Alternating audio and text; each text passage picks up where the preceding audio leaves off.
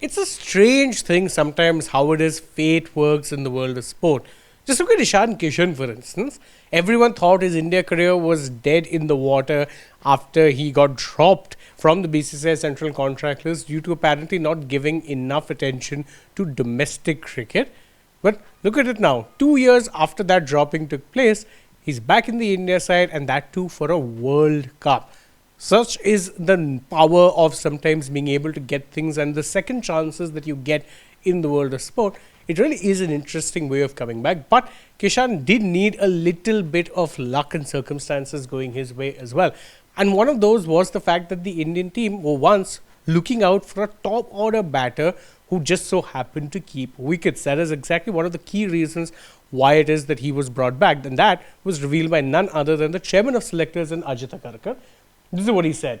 He said that if your keeper is going to bat at the top, we wanted another keeper to play the same role. Jitesh hasn't done too much wrong. Now again, if you look at the stats, Jitesh hasn't done an awful lot wrong.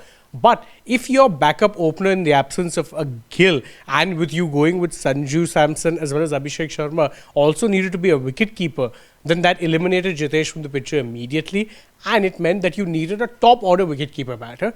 Ishan Kishan just so happened to fit the bill.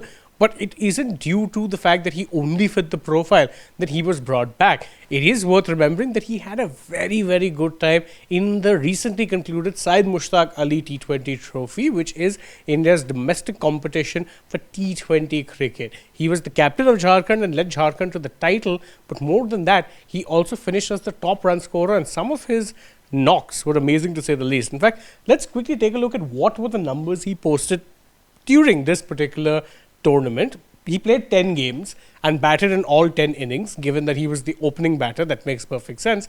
But just look at some of those numbers beyond that. You've got 517 runs and he was averaging 57 and striking it at 197. So that basically means in every game he was giving you over 50 runs while striking at nearly 200. That is phenomenal to say the least. That is exactly what Kishan had basically been told. Go back and perform in domestic cricket and there's a spot potentially waiting for you. He's done just that. He grabbed the opportunity when it came to play for Jharkhand. He ensured that he scored plenty of runs and made himself impossible to ignore once that opening came about. So personally, I'm very happy for him because I do feel he was given the short shrift very slightly. Yeah, I do think he should have potentially played domestic cricket, but if he was taking a break for mental health reasons, that should have been counted, and I think he was unfairly treated. So I'm glad to see him back in the side. He's not going to be a starter for sure. He's a backup option right now. But the fact is, he's done enough to be part of the squad, and that in itself merits absolute praise for him. Because again, it's tough even being in the squad for the Indian team. Such is the level of talent that is produced. So if he could make a comeback 2 years after everyone thought his career is over, fair play to him. Well done.